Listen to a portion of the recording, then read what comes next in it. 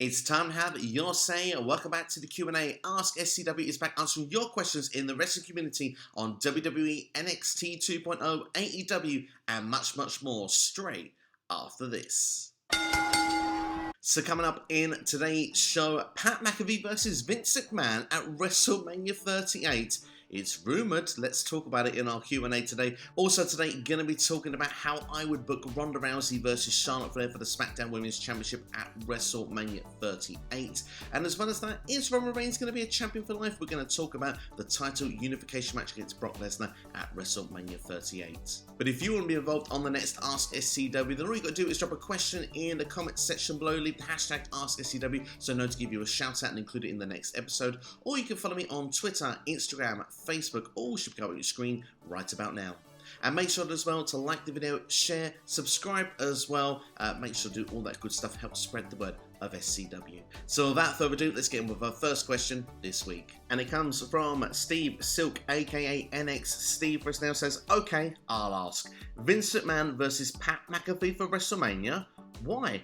There's probably enough talent not appearing at WrestleMania and they are rumoured to be booking this. This could go down worse than zombie lumberjacks to the majority of fans. But anyway, who wins? Wrestling in 2022, stop it, you're drunk again. Honestly, where are these rumours coming from? It feels week after week I'm saying something that I never thought I'd say in a million years. Vince McMahon could be returning to the ring in his mid-70s. This could be his first match since 2012. That was the last time he was in a match in a street fight against CM Punk. Now, just saying very quickly, if a street fight element was added to this match, I guess it would limit the wrestling involved, so perhaps that could help Vince McMahon a little bit, but we have to remember a couple of things with Vince. I mean, we turn and go, he's in his 70s. He's a bit different to most people, and apparently, even as soon as WrestleMania 36, he was taking jumps off balconies to show Rob Gronkowski how to take a dive for that sort of, you know, the bump he did in the Performance Center where he jumped on all those wrestlers. So, I mean, you know, to say Vince McMahon is kind of once in a lifetime, you could kind of argue and say that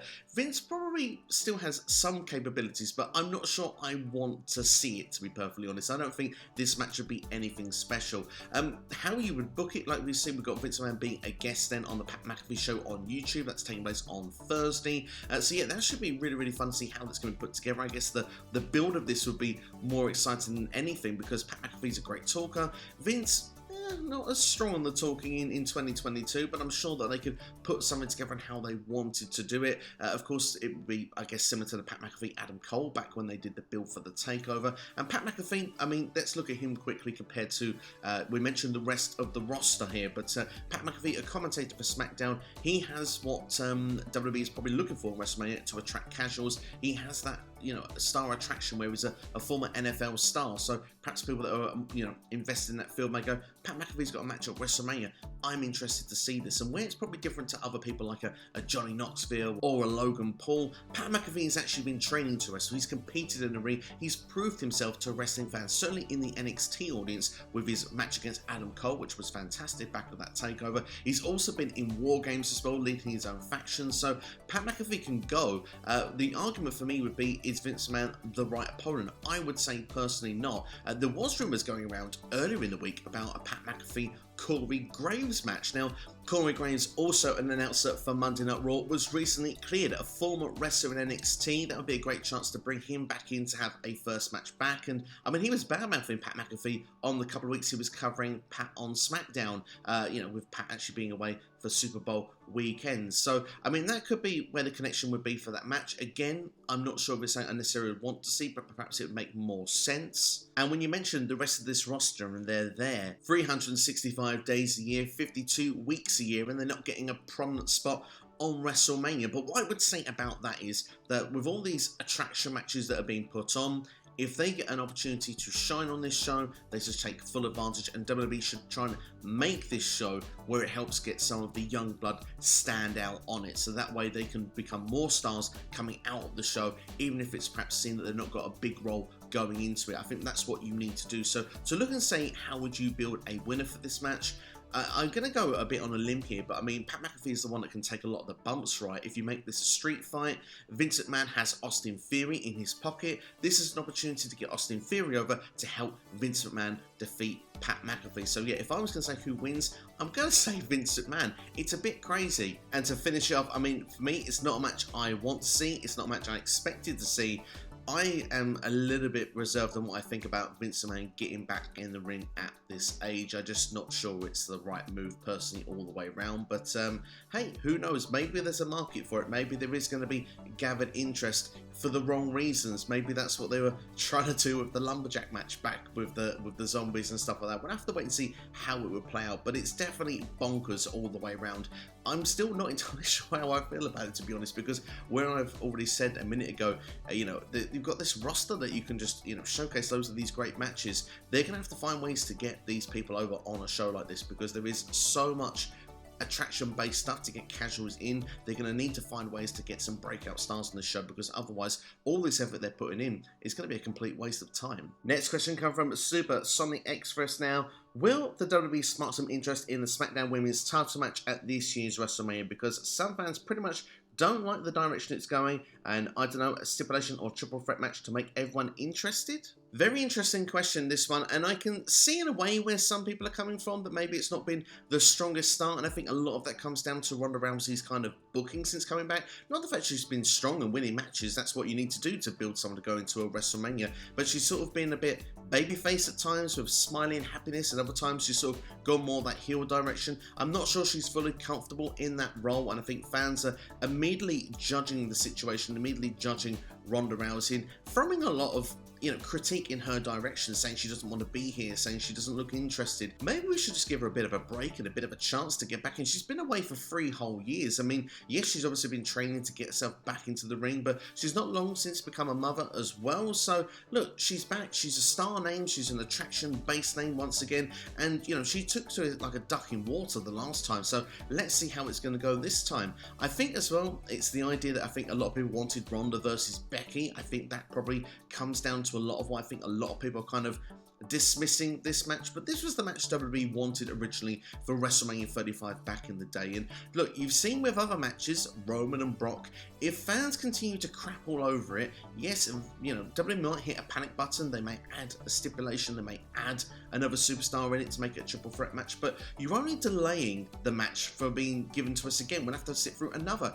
3 to 6 month program of these two going head to head to then have a match eventually at WrestleMania. So the best thing that fans can do is to try and enjoy it, because in theory, I don't think it's been that bad for what it is. I sort of think to myself, okay, yeah, we've got to wait for Ronda versus Becky. Would I prefer that to be this year's WrestleMania? Of course I would, but the fact they're going to perhaps build to it to a WrestleMania 39, where if you look at storylines right now, Becky is a heel. I think it would work better for her to be a face in that position. She needs to conclude her program with Bianca Belair. What can we do then with a Ronda versus Charlotte Flair match? And do you know what? Sonya Deville, yes, I understand she's sort of meant to be a GM, we know she's not, but at the same time, the fact that we're getting a match with her versus Ronda Rousey, another MMA style wrestler in Sonya Deville, that is a pretty exciting match. I'm looking forward to seeing that. The idea as well that Charlotte Flair being that obnoxious heel saying, look, I'm going to tap you out, I'm going to make you tap, I'm going to make you quit. I like that direction of the storyline, and I think they should perhaps use this submission-based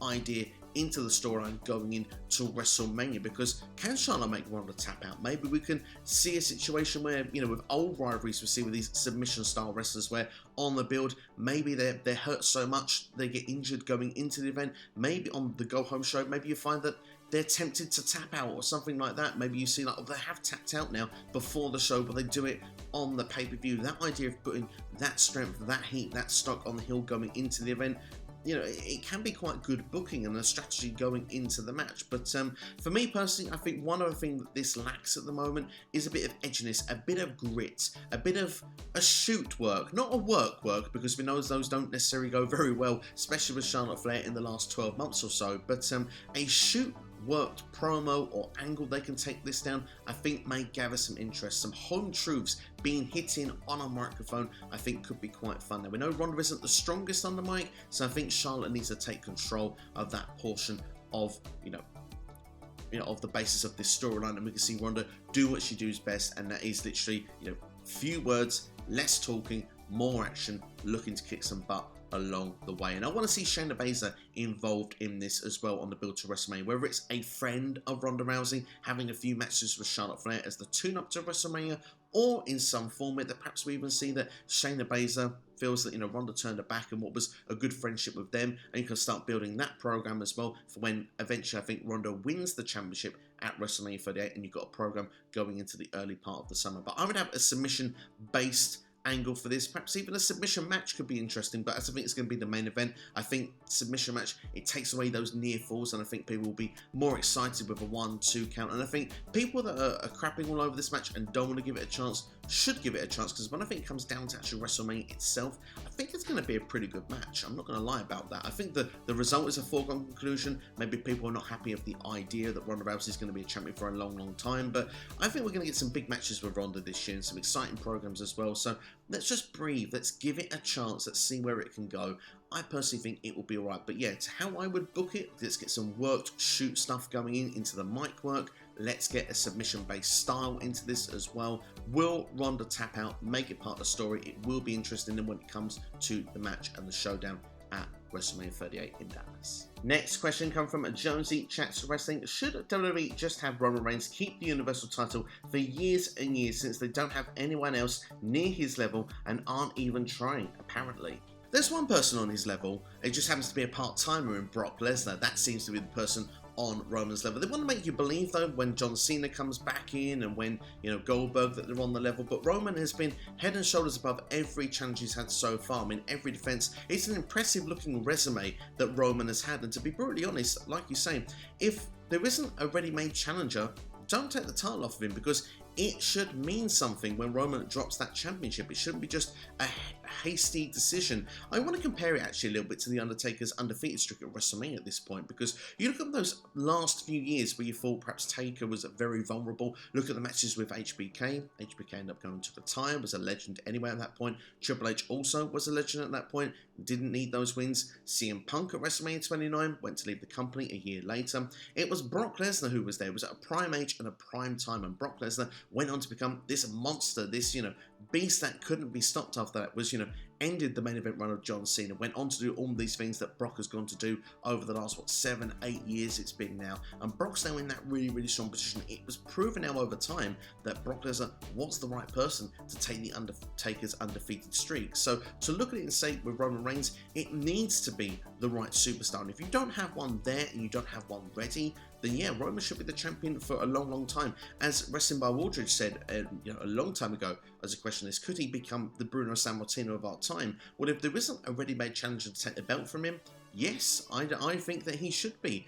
the Sammartino of our generation, because I don't know about anybody else, I'm not bored yet of Roman Reigns at the top of the card. I still feel he is the main guy. He is there every single week. The thing I want to see, which Jones is elaborated in that question, I want to see WWE try and bring people to Roman's level. It's not about taking Roman down a level now to try and, let's just hastily get someone to get the belt off of him. It's to bring people up to Roman's level, to feel that he's then got 4 or 5 real credible challengers each and every time he goes into a pay-per-view, and then there is a fear and a risk that he could drop that championship. So that's what WWE needs to do. They want to get some ready-made challengers for Roman. It seems now it's a title unification match at WrestleMania. So one of those titles is going. I think the Universal title is the one that's going to be saying goodbye to. We will keep the WWE Championship. So Roman will be a world champion for this length of time, not just the Universal Champion for it. But yeah, it's interesting stuff indeed. Personally for me, until there's the right person is there, I keep Roman as the champ. And just before we go to our next question, a few people I think that could be capable in time of taking that belt from Roman.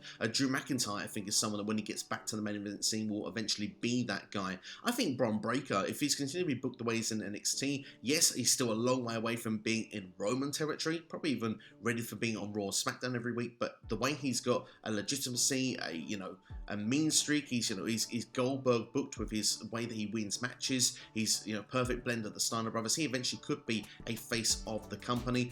Walter, or should I say Gunther at this point, I think is another guy that could be in a position at some point that could be someone that could take the championship. And I'm not going to lie, I want to see Bobby Lashley against Roman Reigns at one point. Now, I know Lashley isn't in that bracket at the moment, but Lashley is one of the best booked superstars over the last 2 years. He's someone that could be someone that would give a very good match for Roman Reigns. It certainly would be a lot more closer now than what it would have felt when they face of Extreme Rules a number of years ago. So there are a number of candidates that are probably on the roster, but it's booking them to be at Roman's level, because right now Roman is head and shoulders above the rest.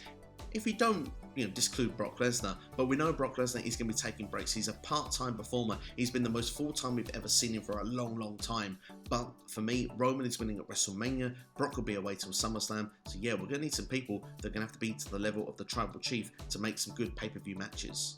Or should I say, premium live event matches. Martin Lorenzo Correa with our next question now. With the match between Roman and Brock being a unification match, what if instead this is a way for WWE to bring back a new World Championship design and belt instead of ending the brand split? Now, from my understanding, I don't think the brand split is going to be ending straight away. The belief of what I've sort of read and heard internally from multiple sources is that Roman would be on both shows. So he would just be the world champion. He would then, and this way now of having one title instead of two, well, he wouldn't have to have two world title matches every single month. And, this way he can go from show to show. It's going to keep networks happy. It will keep, it keeps everybody happy. But of course, like you said, there is a risk that we could be seeing the beginning of the end of the brand split. And I personally would say that perhaps maybe by a SummerSlam, we could see unification for the women's championships. Imagine, for example, a Ronda Rousey versus Bianca Belair. I think that's a main event caliber,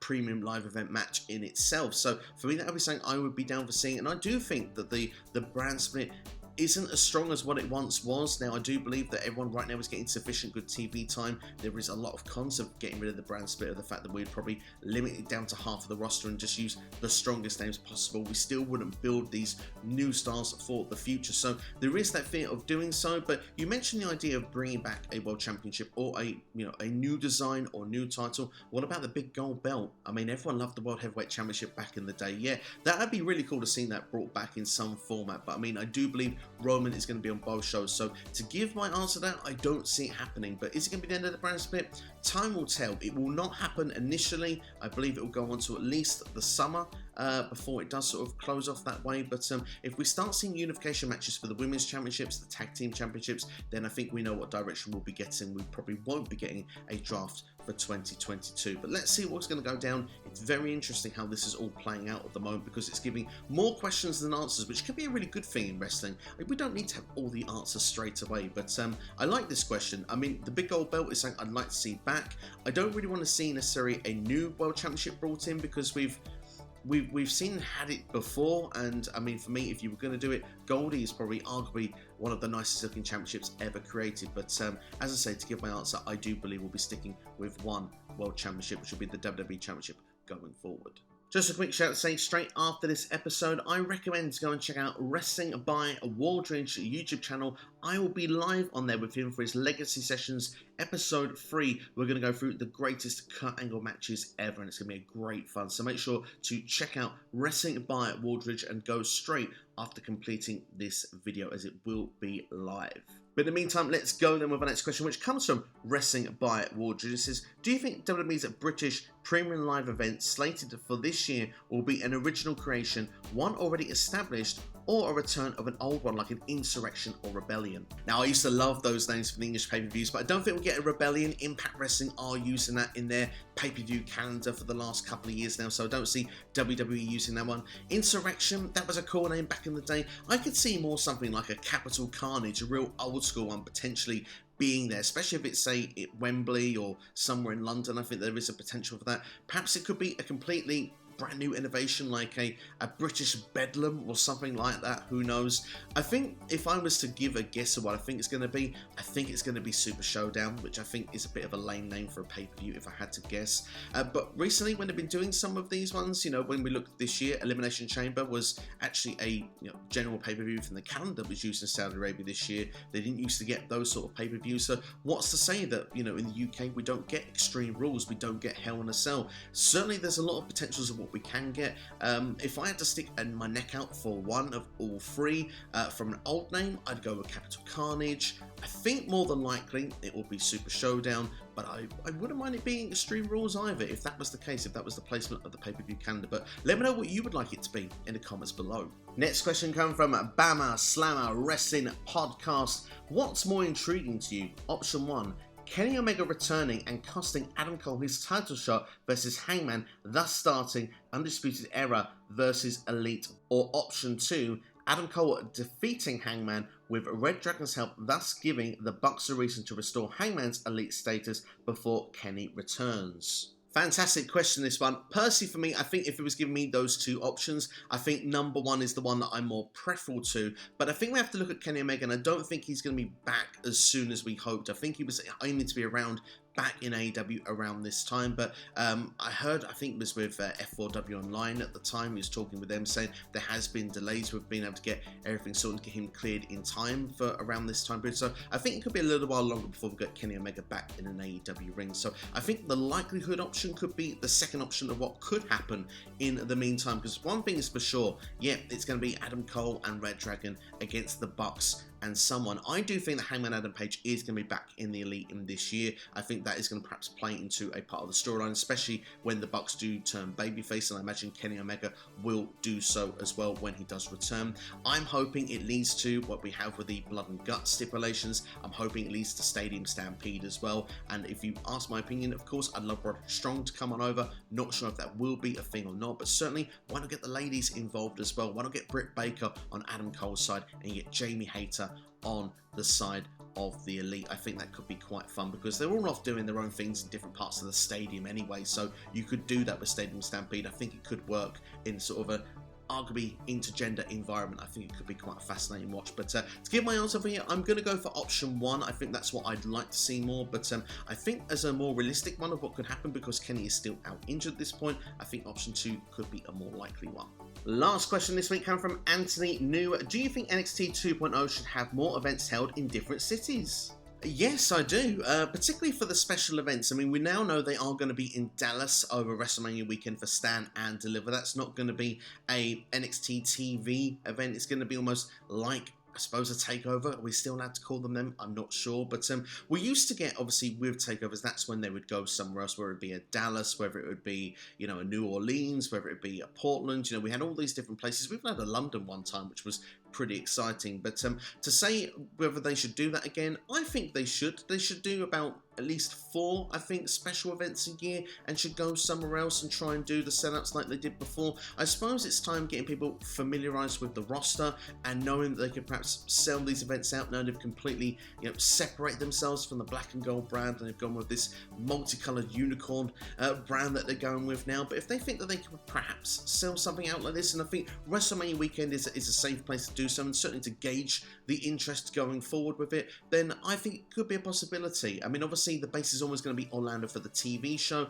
and I'm fine with that. The PC's there, everything's set there, a lot of people live there or relocated to there, so I'm totally fine with, you know, the weekly stuff being there. But for the special events, yeah, I would like to see them branch out and go to different cities, because it gives a chance as well for everyone to see these performers live, and also it gives some great experience for them rather than being in this sort of, you know, NXT 2.0 environment, which is, you know, arguably a small couple of hundred people. You get the chance to perform in front of thousands, and that you just can't buy that sort of experience, and that helps them grow as performers and get them ready for when they eventually are called up to Raw and SmackDown. But that's all from me anyway. Thank you everyone for your questions, as always, for AskSCW. Some great questions, as always. Go and follow everybody on Twitter, where all the questions come from as well. Let's grow together in the wrestling community. If you are watching this live as it's premiering, then head straight over to Wrestling by Wardridge's YouTube channel now. Legacy Sessions is starting in a matter of minutes.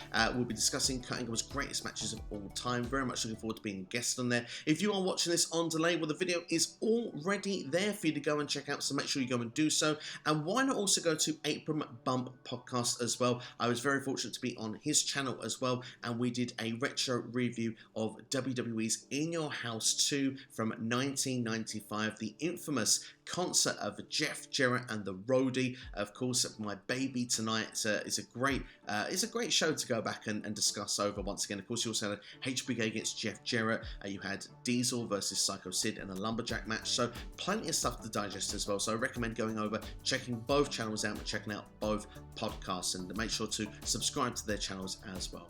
And if you're first time watching here, then also please subscribe also. And if you are a regular viewer and you haven't subscribed, what are you waiting for? Subscribe to SCW right now as well. Please like the video as well, share it with a friend, spread the word, help the algorithms as well on YouTube. Let's get this reached out as far as we can in WrestleMania season. Drop a comment as well in the comments below on any topic that's been discussed today. And of course, you can drop in a question as well for next week's episode. Leave the hashtag AskSCW. I then know to include it in the next episode along with giving you a shout out. But that's all for me. Thank you for watching. Have yourselves a great day. You've been watching SCW on YouTube. You can also check out some other of my videos coming up on your screen right now. Take care, all the best, enjoy yourselves. I'll see you next time.